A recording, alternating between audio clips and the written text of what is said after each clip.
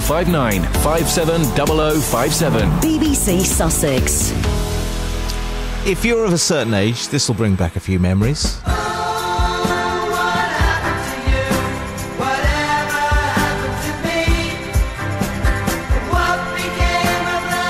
The Lightly Lads and Whatever Happened to the Lightly Lads, classic comedy from the BBC, and the sad news that Rodney Bewes, the actor who played one half of the Lightly Lads, has died at the age of 79. He played Bob, of course, co-starred along with James Bolam, who played Terry, and they delighted audiences with banter like this. They told me once that was where I was...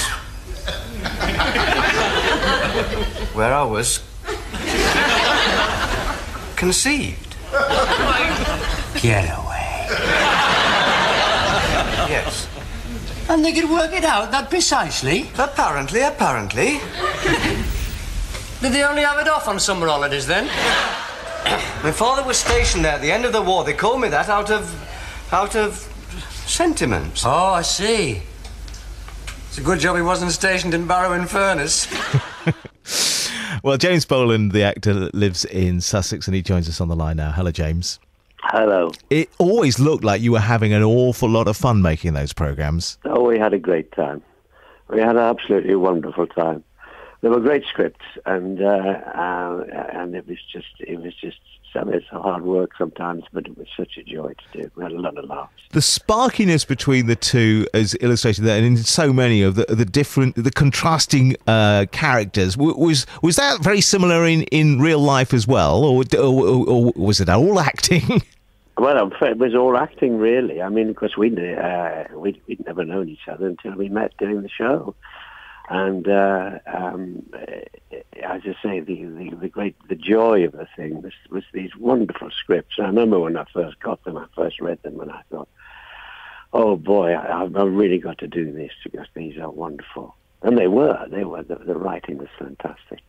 When Whatever Happened to the Lightly Lads came back, I mean, that was, when you came back from the army, I just remember that episode so well on the train. Yes. And the meeting up again.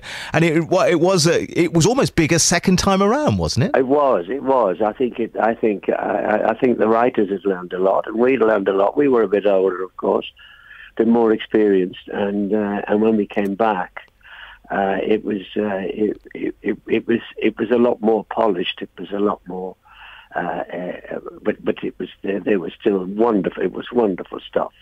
Wonderful stuff. Yeah. James, there's a lot in the papers today about the what they're calling the feud that happened in the years afterwards. I mean, did you not speak for? Well, did you not speak to him after the fallout?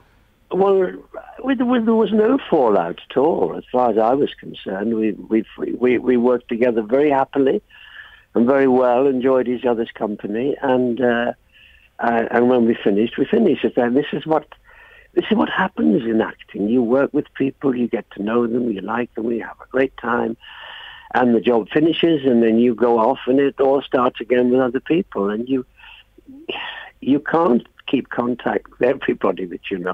I think that Rodney wanted to do some more Lightly Lads, and I never did.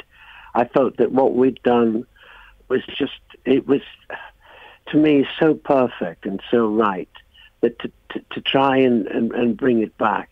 You see, after we finished it, the writers went on to do... they did Porridge, they did Our Feeders in Pet, and then they went off to America. And, the success of that series lay in the strength of those scripts.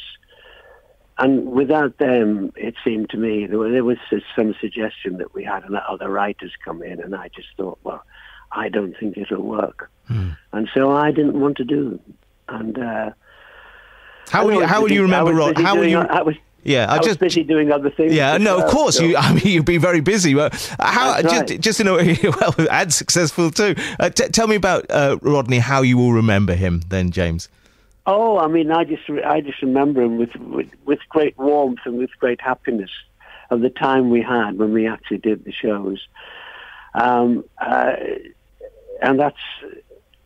that's the greatest memory of all. I said, it's it's been quite a depressing week for me, because another actor that I work with a lot, Keith Barron, died as well recently, and I